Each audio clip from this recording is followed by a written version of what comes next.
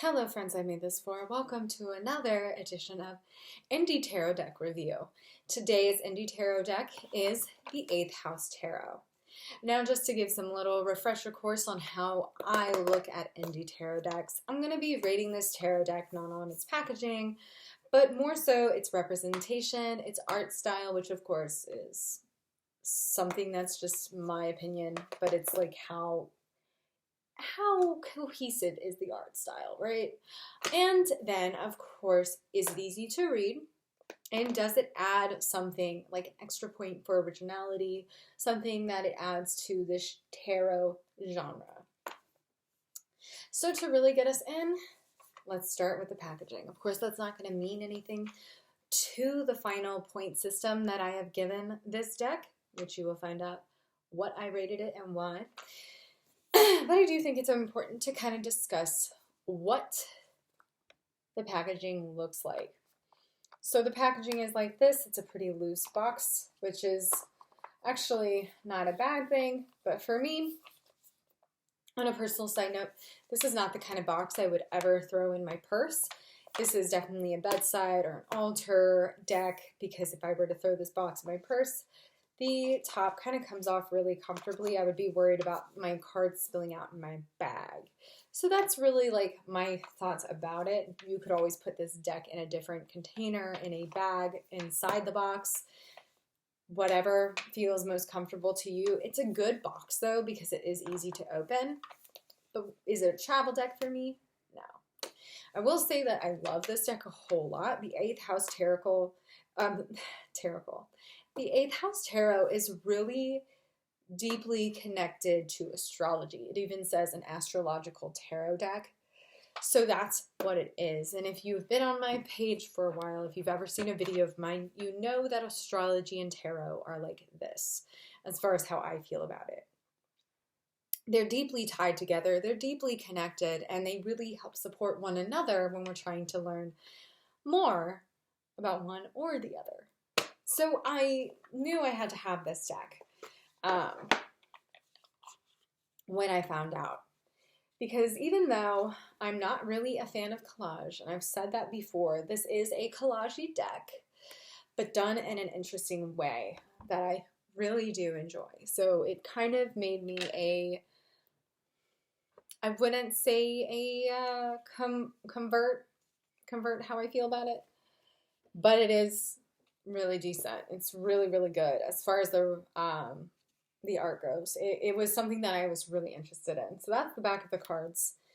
And then we have the front, which is holographic, and I'm absolutely into that. I didn't think I would want a holographic deck, and at first I was kind of turned off by that. I was kind of like, I don't know if I like that. But now that I've had this deck and I have a relationship with it, I really enjoy it for what it is. And I believe it's the right amount of hollow to it. Hello. So here is the Ten of Swords, or as it is in this deck, the Ten of Air. And it gives us some more astrological information. So this is associated with the Sun and Gemini. So really interesting, right? So here's another example of a minor. This is Ten of Water, or Ten of Cups. So instead of taking the classic ideology or classic imagery of the wands and swords and all of that, it goes with the elements, which I think helps us understand as readers what this deck is about. So if you're into astrology and tarot like I am already, you can see there's some really good stuff coming out of this deck. Now, this deck also does wander off into its own world when it comes to the pages, the majors and the minors. They all follow this language, right? So the language being very focused on elements and planetary aspects. So we have the Ace of Air, and we see it's Gemini, Libra, and Aquarius. So we see this connection to astrology. Again, it's all air, baby. So it's just pure air. which I really love because that's what the aces are. They're that purest form of the energy. So I really appreciate that. Again, the art is really interesting and the collage is minimal. It's not very busy, which I think is really kind of helpful for collage. Here's Queen of Air or Queen of Wands. And we see it says air, water. So this is actually, again, a really great point about this deck, again, where we see this connection to the elements that are in place, right? So we see it's air, it's water, and we also see that we have some things in play. We see things that are there to help us connect. All queens are going to be some water, right? And we're going to see that in different places. So all pages are earth. We see that here. Page of fire, or page of wands, as it were. So page of fire. So we see the fire first, followed by air. All the pages are going to be, earth. We're going to see all the pages have that earth, and all the queens are going to have water because that's the elements that are associated with those icons, those suits, those people in the suits. So I think that's really interesting. I think that's really helpful if you're into astrology, learning the elements and kind of connecting in tarot in that way. Like I said, this deck really appealed to me real quick. So we see Wheel of Fortune here, first majors I'm going to show you. And of course it is Wheel of Fortune. So we have the Wheel of Fortune, some representation. It's like a dice game or rock, paper, scissors. It comes and goes, my friends, and that's kind of the connection here. So Wheel of Fortune and that connection. Again, it says Jupiter, so you know what it's associated with along with the number. King of Fire. That's fire, fire, because the kings are with the element of fire. The Fool in Uranus. I really like this representation of the Fool. I think it's really interesting as far as taking the leap. The rose that we see in classic imagery is there, which I think is really beautiful. Again, really super interesting. So how did I rate this? So art style, like I said, it's cohesive all the way through. It really is a total package with the art because we see this cohesiveness. If you're even not really a huge fan of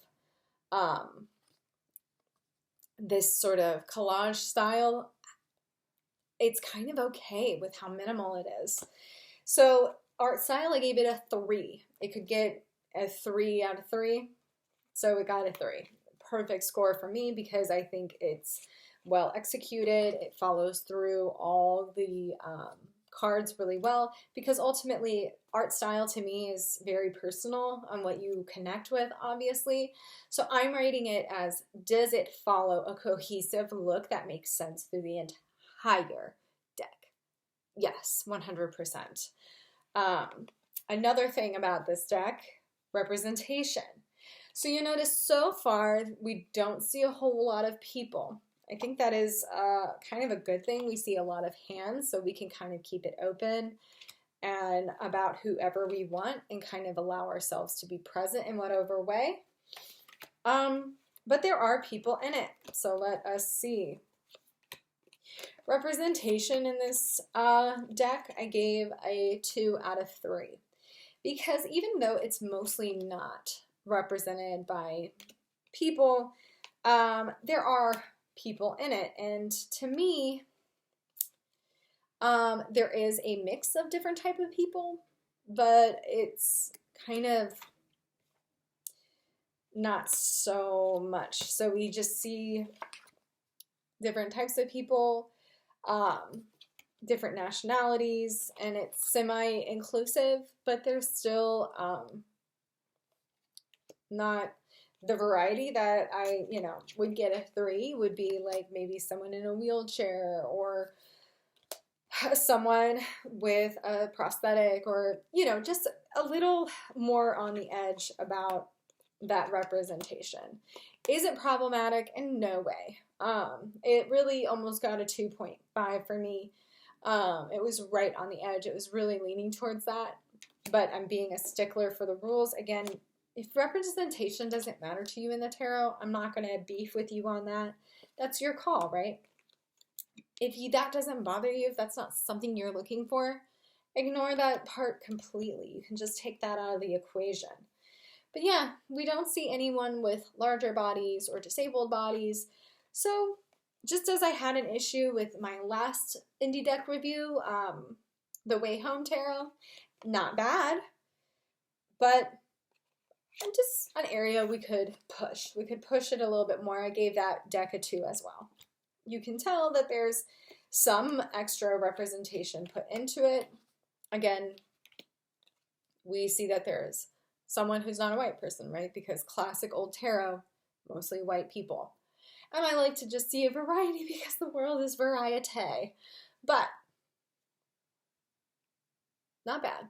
Not bad. It's trying. It's going for it. It's adding different people and actually taking out a lot of the people. Sun in Virgo, 8 of Earth. I love that. But could it do more? Could it push it? Sure. But it's not in any way exclusionary, like by purpose, right? So that's kind of my overall thoughts on that. Now, is it easy to read? If you're not really a tarot reader, this is not necessarily the easiest to read. If you're an astrology type of person getting into tarot, this might actually be really easy for you to get into because it connects the elements, it connects, ooh, a unicorn. It has all those things going on. But it's just one of those things that if you are a new reader, because it is so minimal, you might find yourself having a hard time reading this. 2 of Air or 2 of Swords, I get it. I can read it. And you might be able to read it too for the most part. But for some of you who are not like super into or you're brand new to tarot, it might be a little confusing. This deck does not come with any book, which not a problem to me at all, but if that's something that you need support with, just something to think about. So I gave it a 2.5 on easy to read because there's certain cards that are, to me, kind of self-explanatory. Some are not. The Chariot, you might not get what this is. It might be a little tricky for you. 4 of Cups or 4 of Water, Moon in Cancer, not bad. Not bad at all. But some of these are not super easy for sure. Lovers, I like that representation of the Lovers.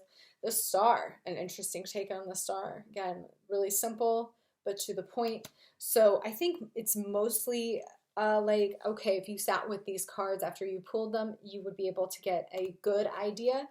But do I recommend it to a novice? No. So that's why I gave it a 2.5. Lastly, a point for originality, or does it add to the tarot conversation?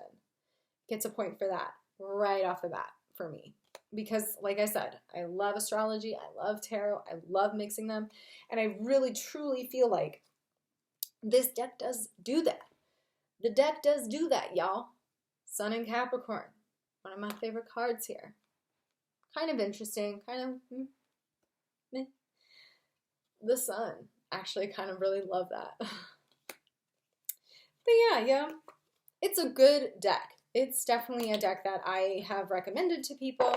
I'll recommend it again and again, no matter what. With that caveat of the representation is fairly limited, but it does try. So with that, it brings us to an 8.5 out of 10 for me. That is my rating on this deck. Again, would I recommend you get it? Yes.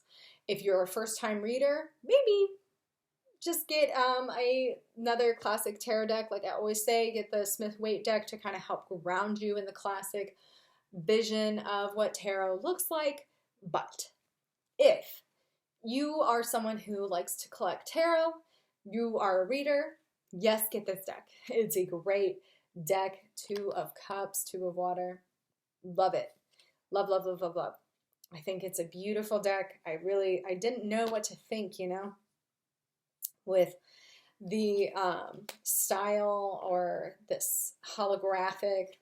See, 4 of Air is kind of whatever for me, right? It's kind of like it's a bed in clouds.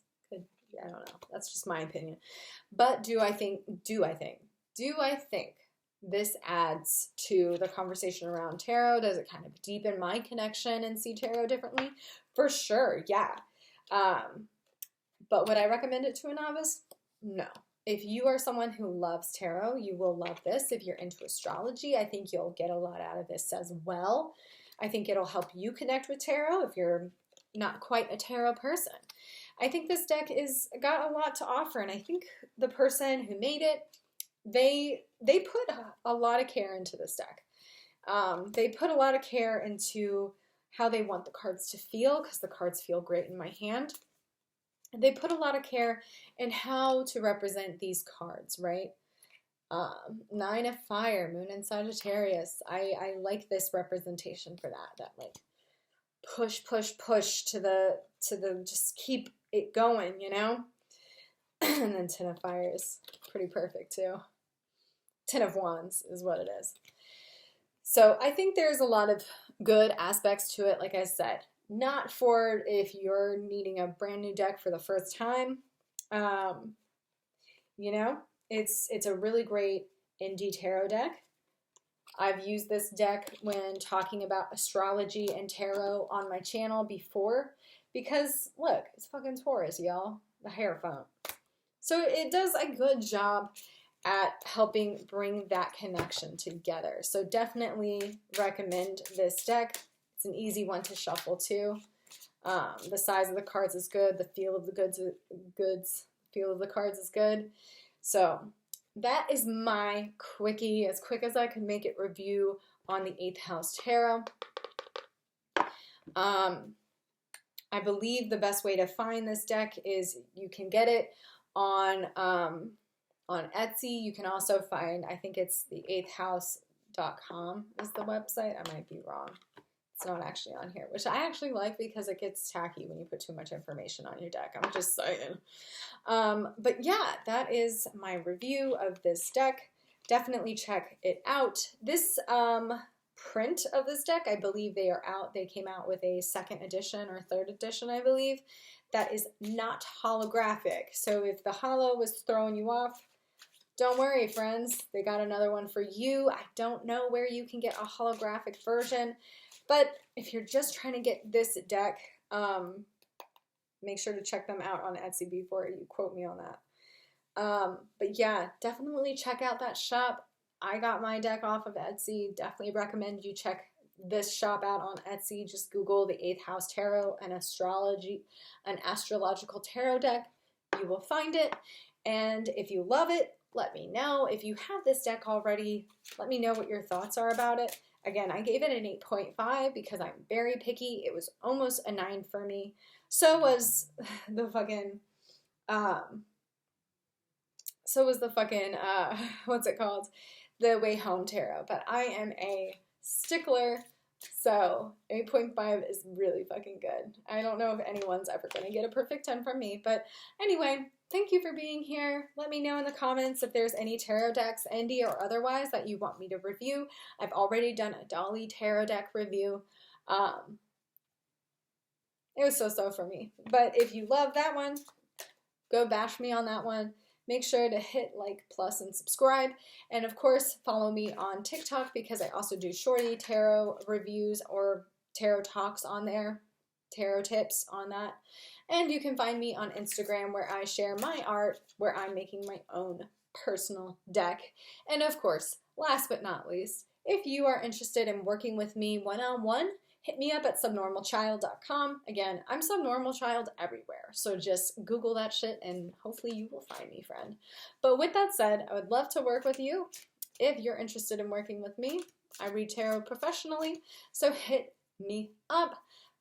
But with that said, I hope this review was supportive of you, helpful for you, whatever the fuck you needed for today. And with that said, for final, with that said, have a beautiful day. Bye.